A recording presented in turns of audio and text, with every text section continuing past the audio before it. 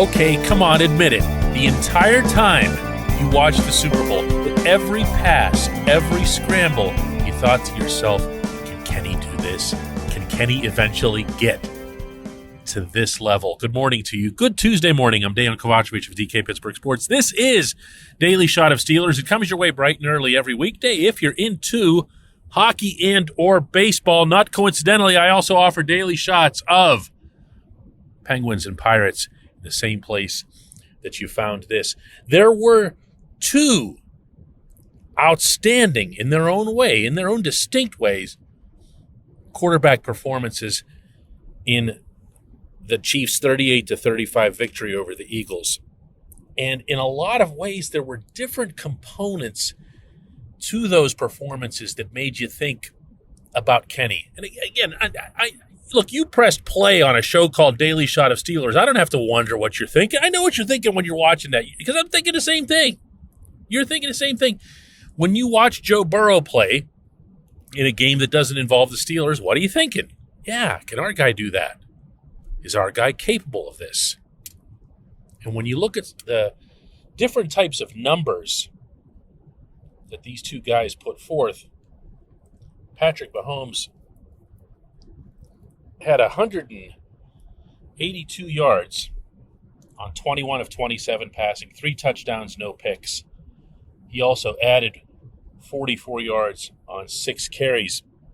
And that last one is really the one that jumps out, because what's going to be remembered out of that last drive, other than the penalty, is that Mahomes was able to run for 25 yards right down the middle of the field on an ankle that was already injured, but then was re-injured, probably made worse in the first half. Good for him. Deserved the MVP. Other side, Jalen Hurts. Wow, he could have had MVP too, huh? The reason people are talking about that. 27 of 38 for 304 yards. Average completion of 8 yards. Sacked twice, interception, no, and 1 TD. He also ran 15 times for 70 yards. And the reason that stands out is that none of his running backs could do that. They didn't even come close. How about Miles Sanders, the Woodland Hills kid? 7 carries for 16 yards. Are you kidding me? Chiefs really, really did well in the trenches, which I'm not sure everybody was expecting, but not against Hurts. Now, the fumble kind of takes a little bit away from that. So if you were going to have one of those arguments that the losing player or player from the losing team should get MVP, the fumble would kind of quash that in a hurry. But as far as Kenny goes, okay, the obvious correct answer here is it's way too early to know. He hasn't been in an NFL playoff game. He hasn't been the starter for a full NFL season yet. Blah, blah, blah. Obligatory disclaimers aside, I don't look at the game that he has, meaning his arsenal, and say, man, he's really missing this vital thing, or he's missing that vital thing. I know people like to talk about his arm strength, but there's not much to support that. He's not a combine guy. He's never been a combine guy. I'm sure if he had a chance to do the combine over again, especially after that small hands fiasco, he wouldn't even participate. I wouldn't. But when you see Kenny release the deep ball, and you're going to remember at least a couple of those later in the Steelers season, notably one to Deontay Johnson down the left sideline, and now that I put it like that, you just remembered it. The arm's good enough. It's probably average by National Football League standards, whatever. All that's relevant in that equation is that he can get the ball where he wants it to go and to be on the same page with his wide receivers, which I will remind he still hasn't had a full season of that. So let's go ahead and grant arm strength, in particular, to Mahomes and say that's not something that Kenny will ever be able to do. Although, well, he won't, okay? But Kenny has made a declaration, really, I guess you could call it, since the end of this past season to go and get bigger and stronger, and that's something that Mike Tomlin always preaches to his players before the second NFL season. Now you're going to get into NFL shape, he tells them. Everyone thinks they already are because, oh, look, I was in college and I worked with a strength and conditioning coordinator. Not the same. Not the same. And you ask anyone who's played for the Steelers after the second year if Tomlin was right, and they will agree emphatically. So he can get stronger. He can get sturdier. He can plant himself better and maybe become better in that regard. He's not going to be Mahomes. Okay, so we're given that one. Tell me what else. Tell me what else you got. What can you expect at Point Park University in downtown Pittsburgh? Respect, rigor, relevance. That's the Point Park Pledge. You'll be treated with respect while being challenged and supported academically to graduate with career-ready, relevant skills. Visit pointpark.edu to learn more. Is he that kind of scrambler? I don't know. But I do know that he can throw scrambling to his right and to his left. I know that he's perfectly fine with hanging in there and taking the hit. So we saw plenty of that. And I know that he's sometimes, actually, I thought later in the Steelers season he got a little bit too comfortable and felt too much in need of creating space for himself and moving out of the pocket. And that would only disrupt his offensive line instead of taking advantage of them when they started playing better. But he can do all of that too. And he can run on set runs. So, what's missing? Is it the intangibles? Maybe, but I really, really doubt that. Did you see some sort of lack of poise or moxie in his game this year? It's not like he played games that were completely without pressure. This team went 7-2 down the stretch, regardless of what you think of that achievement in isolation. And I know there are a lot of fans that think very little of it.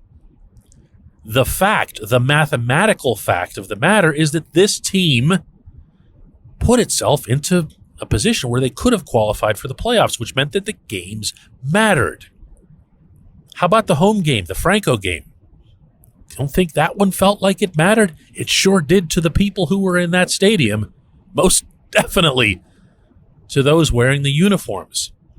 What did he do in that one? Right. What did he do in Baltimore? That too. So he's got that. I'm not suggesting, look, if anybody hears this and thinks that I'm saying, oh, this guy belongs in a class with Mahomes and Hurts and whatever. No, I'm not an idiot. At least not most of the time. He's someone who has the ability and the potential, underscore that term, to get this team where it needs to go. That's all. I think that's a fair thing to say. When we come back, J1Q.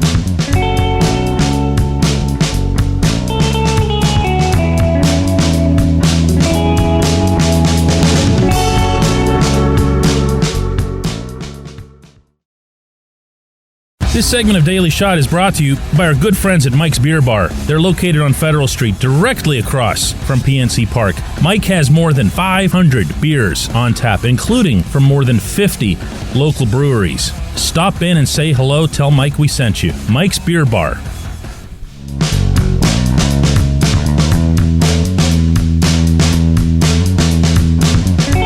Today's J1Q comes from John, who asks, DK, you said that the official's call near the end of the Super Bowl was correct, and the player himself, Philadelphia player, admitted to it. So why is one penalty the main issue? Didn't Hurts lose a fumble that went for a TD? Isn't that also the cause of the Eagles losing? John, I don't know when you pressed pause or stop on yesterday's podcast, but I had an entire subsection within that segment that said that I didn't believe for a split second that penalty decided the game. I called the Chiefs worthy champions, and I called the Eagles, in a semi-respectful, really not tone, losers, because they were the team that went out there with the 10-point lead at intermission and gave up a score literally every single time Kansas City possessed the ball. That's not winning football. That's not winning football in September, let alone in a Super Bowl. And that goes double if your team is founded principally on its defense. Wait, no. On its sacks. And then you come up with 0 against a quarterback who can barely move? Come on. Now, I said this yesterday, John, but you weren't the only one to come at me over, why are you saying that the penalty was the main issue? I didn't say that. I didn't come close to saying that. In fact, again, I went out of my way to state the exact opposite. But here's what happens. You make a headline out of something, okay, and that's what's on the podcast and the videos, versions of this and everything else. You make a headline out of something, and everyone presumes that you think that's the biggest issue, meaning that defined the game. No, it's the issue that I chose to talk about because it was a feeling that I had afterward that I, in this context, not working, not covering the Super Bowl, as a football fan, felt a little bit cheated. I felt like there was a great finish there to be had. And I strongly suspect I wasn't alone in that regard. And I saw the penalty, which was accurately called, and I brought that up, and I brought up that Bradbury himself said that it was a penalty. I felt it was ticky-tacky. I felt it was a kind of a small thing, but especially in the context of the way those officials had called the entire game. You know how many holding calls? You know how many flags there were for holding in this game? 0. You know how many holdings occurred per snap in this game and in every other football game that's played everywhere? That's right, 100%. None of them were called. So if that's the standard that you've set over the course of the game, but then you get right down there to there's 2 minutes left and I'm going to throw this flag. That's one part of the problem, at least as I perceive it. The other one is that everything in the passing game, in particular in the NFL, feels like an impending infraction. Am I wrong on this? Regardless of whether it's the Steelers or any other team. Every single time there's a catch or a non-catch or there's just a pass, but especially a little bit downfield, it seems like there's going to be, you just feel it. You're like looking around to see who's going to pull the flag out. And I'm sorry, that's gone too far. That's jumped the shark in this sport. You know, you have to let the defenders play at least a little bit. So that was, well, this was basically just a repeat of yesterday's show because I got so much backlash to something that I didn't actually say. I appreciate the question. I appreciate your listening to this show, John. I appreciate everybody listening to Daily Shot of Steelers. We'll do another one of these tomorrow.